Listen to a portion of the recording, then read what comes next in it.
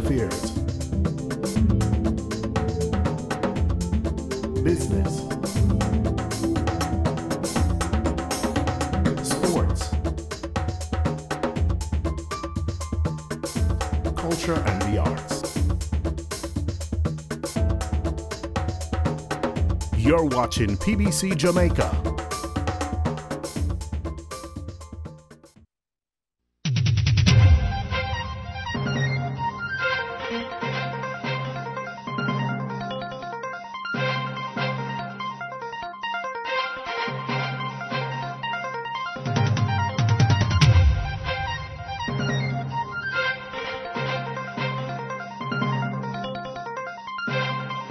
It's Thursday, February 1, and this is the news on PBCJ. I am Simone Absalom.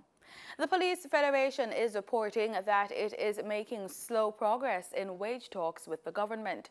In a communique sent to the members, the Federation's Central Executive said it met with officials of the Finance Ministry on Monday to continue wage negotiations. Rudyard Spencer, State Minister in the Ministry of Finance and Public Service, presented the government's position on the outstanding items in the previous contract and the Federation's latest wage claim. The meeting ended without an agreement. Both sides are set to resume wage negotiations on Saturday. The Police Federation has rejected the government's 6% wage offer. The Statistical Institute of Jamaica, Statin, in a release yesterday, said that the declining unemployment rate is set at 10.4%, the lowest it has been since October 2008.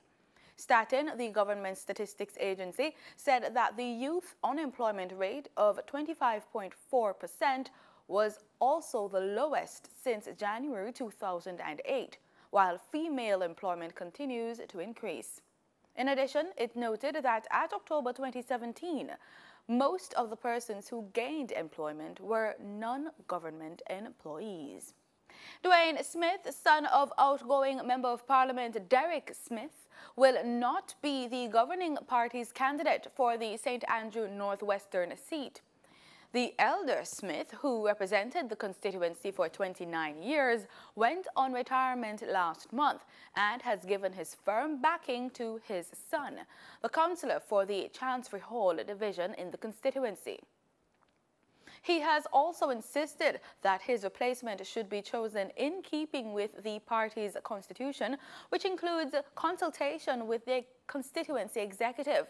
However, yesterday, JLP General Secretary Horace Chang, in a letter addressed to Dwayne Smith, dated January 31, 2018, said, quote, "This is to inform you that the Standing Committee of the Jamaica Labour Party on Tuesday, January 30, 2018, unanimously accepted the recommendation of the Selection Committee to appoint Ambassador Nigel Clark as caretaker for the Northwest St. Andrew constituency, effective the said date."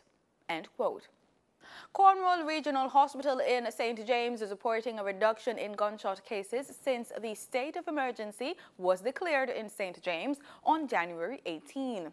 Dr. Delroy Frey, clinical coordinator at the hospital, told RJR News that the decline has been significant. There were 35 cases of gunshot wounds treated at the hospital during the month of December, and from January 1 to January 17, the day before the state of emergency was declared, there had been 21 cases.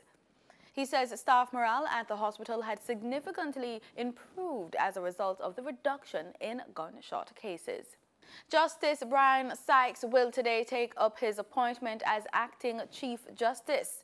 Attorney General Marlene Malahoo Ford, at a special sitting of the Supreme Court to honor outgoing Chief Justice Zélie McCalla, announced that Prime Minister Andrew Holness had advised Governor General Sir Patrick Allen of Sykes' appointment. Justice McCalla, who was the first woman appointed to lead the Jamaican judiciary, congratulated Justice Sykes on his appointment. The Jamaica Customs Agency says that effective today, it will be automating its passenger unaccompanied baggage declaration, or yellow form. This will allow for more efficient processing of passengers who have unaccompanied baggage. As of February 1, hard copies of the yellow form will no longer be issued to passengers, and that's according to a customs release. It said that notwithstanding the procedural change, passengers 18 years and older will still receive their $500 duty-free allowance on personal and household effects not for resale or commercial use. This change does not affect how customs deals with the application and validity of the allowance. In regional news, the Trinidad and Tobago government is looking at legislation to protect prison officers. This was confirmed by National Security Minister Edward Dillon as he responded to questions in the Senate about what's being done to safeguard prison officers. One such officer was killed last Friday. On Monday, Mr. Dillon met with Prison Officers Association and the Commissioner of Police to explore options. Here's more in this report from TV6's Alicia Bosher. Minister Dillon's remarks on specific measures to treat with criminals who attack members of the various arms of law enforcement come on the heels of a meeting he said he was engaged in with key stakeholders on determining the way forward. Only last evening, the Minister of National Security met with the Prisons Association together with the Commissioner of Prisons and the Commissioner of Police to explore additional initiatives. To date, Madam President, we are looking at legal framework to treat with people who commit offences against not only prison officers, but members of the protective services and defense and security services. He says the national security interagency approach, which has been adopted, is another key factor in treating with this issue. Dillon reveals that he visited Asha Budram, the wife of slain prisons officer Devendra Budram, on Monday, and he affirms that help in coping with her family's ordeal is being provided. Had discussion, his wife and his relatives, and in fact counseling were provided and continues to be provided to his family, immediate family, his wife and his children. But whether or not Budram's wife would be receiving compensation from the state is yet to be determined. We have provided that facility to members of the defense and protective service, including prison officers in the past, and once it merits the law conditions, that will be done, Madam President. Dillon confirms that signal jammers, which are used to block cellular reception within the prisons, are up and functioning. And yet, hits are allegedly still being made from behind bars on officers. Prisons have had some successes with respect to jammers, to the effect where they have seized several cell phones within the prison system. So they have achieved some level of successes. However, there's always room for improvement, and they continue to work assiduously to, as far as possible, eradicate or remove all cell phones from the prison system. Dillon says the struggle in relation to this is ongoing. In other news, Guyana has welcomed the decision by U.S. Secretary General Antonio Guterres to refer more than a century-old border dispute between Guyana and Venezuela to the International Court of Justice. In an address to the nation this week, President David Granger said the move was the right one. Guyana's position has always been that the basis of the controversy was a legal question which should be resolved peacefully and conclusively through a legal process. Guyana remains confident in the correctness of its case. Guyana looks forward to the reaffirmation of the validity of the 1899 arbitral award before the International Court of Justice. The border dispute has been exacerbated since U.S. oil giant ExxonMobil discovered oil in the disputed Essequibo region in 2015. Guyana remains committed to the peaceful settlement of disputes, respect for international agreements and treaties, and to maintaining friendly relations with its neighbors. Guyana will pursue the path ahead in furtherance of the preservation of its sovereignty and territorial integrity, with quiet confidence and with the assurance in ever-improving relations with its neighbors, Brazil, Suriname, and Venezuela.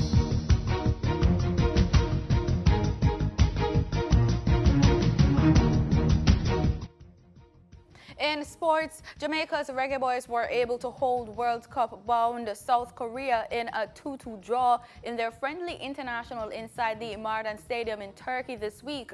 Reno 1868 FC striker Dwayne Kelly gave Jamaica an excellent start in the 5th minute, a strike that for a moment unhinged the Asian powerhouses. But the Koreans did not take long to regain their keel on the resumption, scoring in the 55th minute. But from the bench, Portmore United's Malik Foster popped up with a brilliant right foot strike in the 72nd minute from 20 yards to bring the boys back in the contest for his second goal as many games in the tour. The Koreans scored again in the second half. In the end, when it appeared the game was slipping away, the boys found the equalizer. And that's the news. Do stay with us. The weather report is next.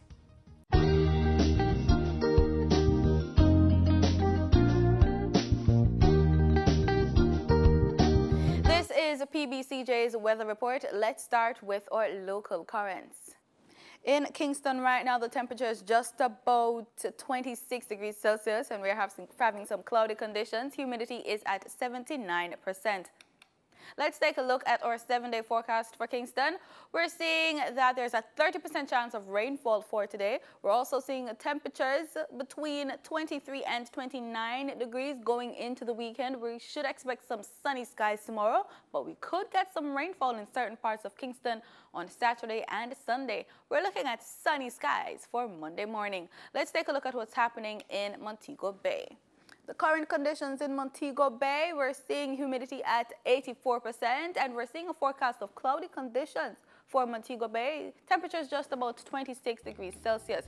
Let's take a look at our 7-day forecast for Montego Bay, St. James. 10% chance of rainfall for Friday and a 30% rainfall forecast for Saturday. That increases to just about 40% on a Sunday. We're looking at temperatures between 22 and 27 degrees over the weekend. Going into next week, we're seeing sunny skies for Monday, but we could get some rainfall for the rest of the week.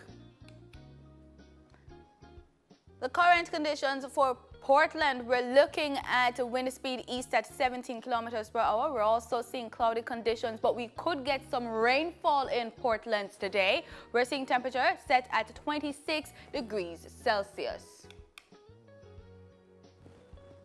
In our forecast across the island, we're looking at temperatures between 27 and 30 degrees Celsius. We're also seeing rainfall forecast for Ocho-Rios over there in Clarendon and in St. Elizabeth as well. We're seeing sunny skies for Montego Bay, but there could be some rainfall later in the evening. And in our forecast for tomorrow across the island, we're seeing temperatures between 27 and 29 degrees Celsius. We're also seeing scattered showers from most parishes.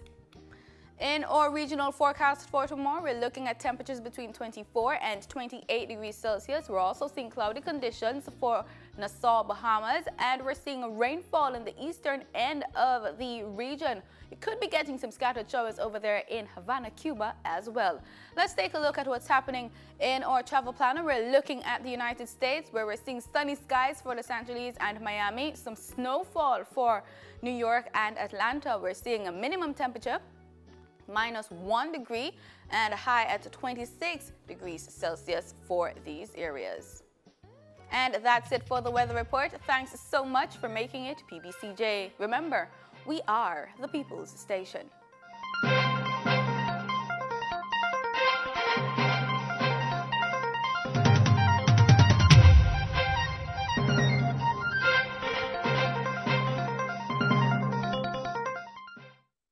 Hey, I'm Matthew Gore, race car driver from Mobay. I'm here to talk about road safety in Jamaica today, and I would like to carry you to Hopewell and to Great River, which have been some accident hotspots recently. So come on, let's go.